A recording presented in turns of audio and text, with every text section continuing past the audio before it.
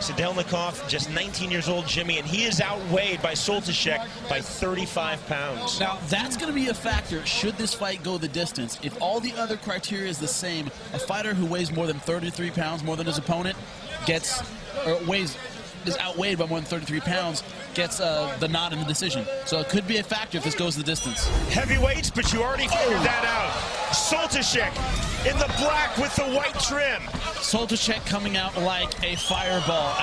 Big right hands. I do not see this going the distance at all. Sadelnikov in the all black.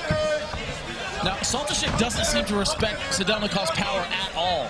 Walking forward with his hands down, not concerned about a counterpunch at all. Sadelnikov is a big man at 229 pounds, and he looks very small compared to Soltysiak. Nice movement, though, from Sadelnikov. Good head movement. He's avoiding the big strikes.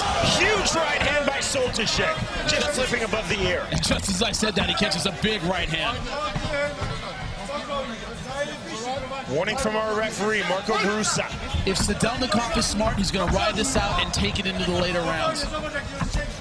At 271 pounds, it's more likely the guy's going to gas carrying around that kind of weight. You're not going to win by trading strikes with a guy who outweighs you by that much. And that's what Sadelnikov told us was his strategy in our fighters meeting. I think he's getting drawn too much into exchange early on in the fight, though.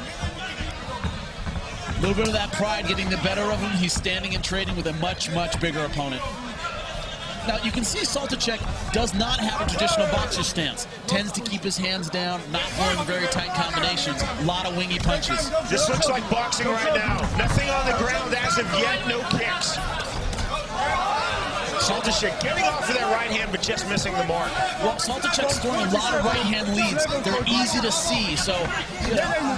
Whoa! So Sadelnikov is getting out of the way. He's seeing those punches in time. But if one lands, that's going to be it. Soltysiak, you're right, Jimmy, is so big, he doesn't have to throw a perfect right hand, or even a left for that matter, to cause serious damage.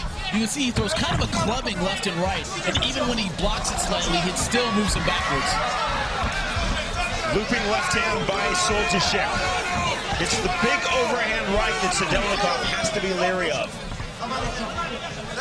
They're not beautiful punches, but if they hit all sorts of damage, Soltysiak nearly throwing the knee.